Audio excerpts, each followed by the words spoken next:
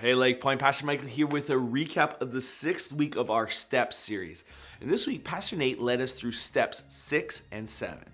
Step 6, we were entirely ready to have God remove all these defects of character. In step 7, we humbly asked Him to remove our shortcomings.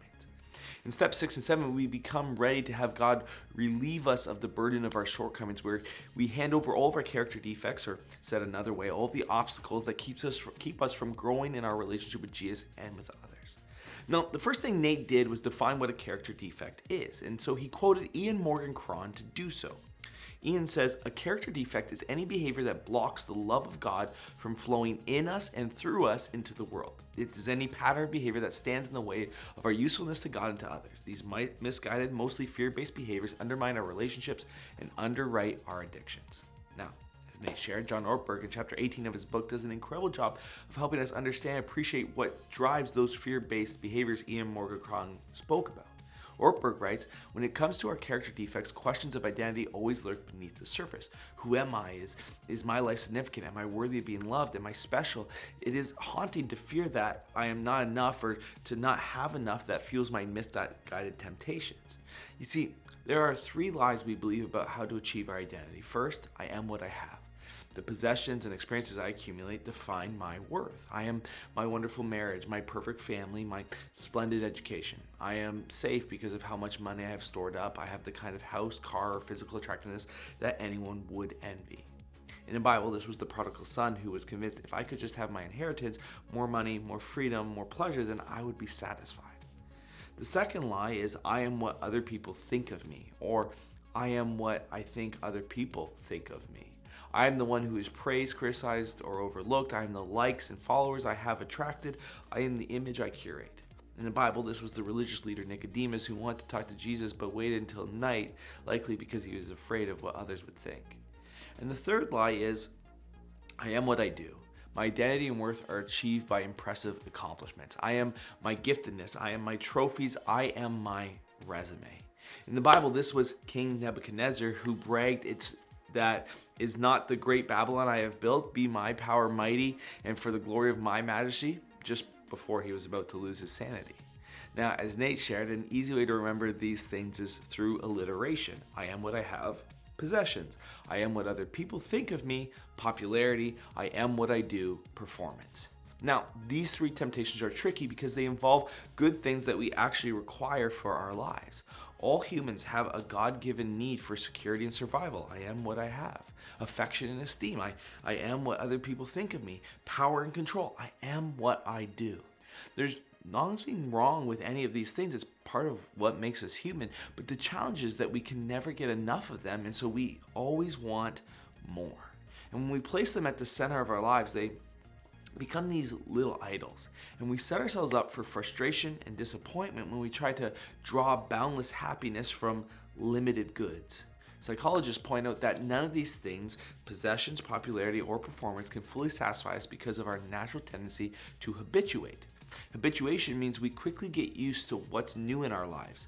Something that once felt exciting or fulfilling soon becomes normal. That's why lottery winners, on average, are no happier than everyone else after just 1 year. The hedonistic treadmill is the name for this cycle. We keep chasing the next thing we think will make us happy, but once we get it, the satisfaction fades and we start chasing again. For example, you get a new car, it's exciting for a bit, but then it just becomes your car.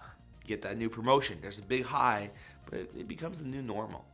Get more money, brief relief, but new desires appear. External rewards can give temporary pleasure, but they can't produce lasting fulfillment.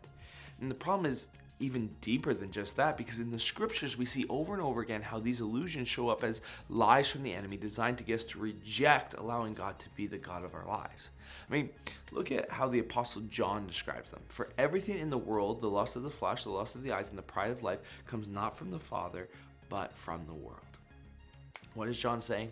He is identifying for us the lust of the flesh, this insatiable appetite, I am what I have. He's identifying the lust of the eyes, what looks good to me and what will make me look good to others. I am what other people think of me. And the pride of life, that my power and accomplishments, I am what I do. We see this illustrated very clearly when Jesus is tempted in the wilderness. I mean, Look at what the evil one says to him. Matthew chapter 4, starting in verse 3. During that time, the devil came and said to him, "If you are the Son of God, tell these stones to become loaves of bread." In other words, satisfy your appetite. You do not have to live with an ungratified physical or sexual desire. You can secure your identity by acquiring possessions and experiences. You are what you have. Then, Matthew 4, 5, and 6, then the devil took him to the holy city, Jerusalem, to the highest point of the temple and said, "If you are the Son of God, jump off, for the scriptures say he will order his angels to protect you."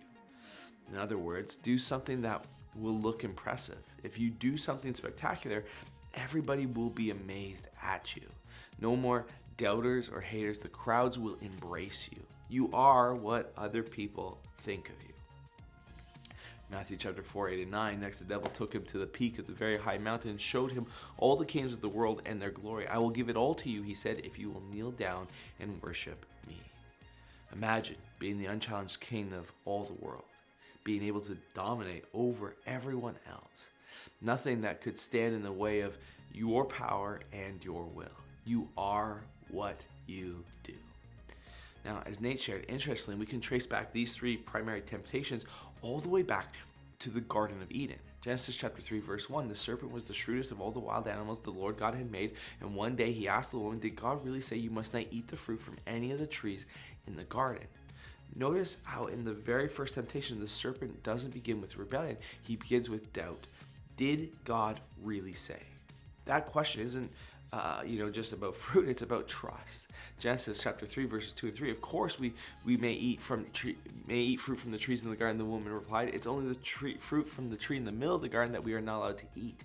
God said you must not eat it or even touch it, or surely you will die." Scholars have long debated what this tree symbolized, but at its core, it represents the temptation to become like God, to define good and evil for ourselves, to decide what is best apart from our dependence on Him. In other words, you don't need God as your source. You can manage life on your own. That's the lie beneath every temptation. Look at how the serpent responds in verses 4 and 5. "You won't die. God knows that your eyes will be open as soon as you eat it, and you will be like God, knowing both good and evil."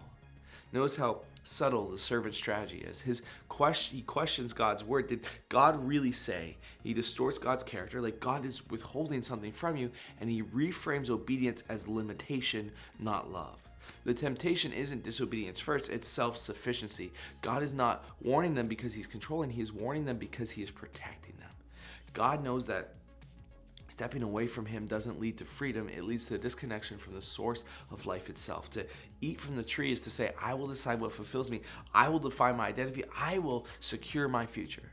And the tragic irony is this: in reaching for this God-likeness, they lose the very life God was already sharing with them.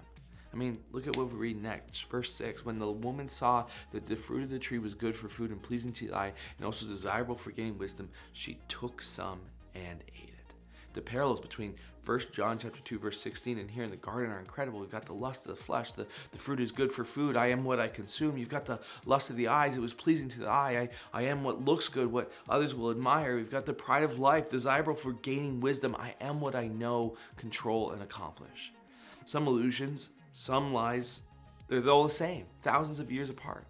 The moral of the story is that Satan tries to lure people to find their identity in unhealthy ways, separate from God and what God has said. And it's this constant illusion that if you have more, you do more, you impress more, you will eventually be special. But here's the truth: you can never have enough. You can never do enough. You can never gain enough approval to ever make you feel special enough. Why? Because our identity is received, not achieved. Think back to when Jesus was tempted in the wilderness and his identity was called into question. Instead of giving in to temptation, he listened to the voice that had blessed him at his baptism.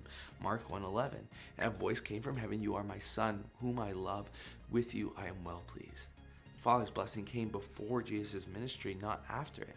Jesus had not yet preached a single sermon, performed a miracle, or done anything else for God's kingdom. Jesus had not earned it, the Father's love, or through devotion or action. He simply received it. And that's the key to 6 and 7. John Ortberg says it best: "We become entirely ready to have our character defects removed by God when we experience ourselves as his beloved sons or daughters, so that we no longer have to make ourselves special." And that's a big deal. Well, friends, thanks for listening. Enjoy jumping into discussion questions. I'll see you next time.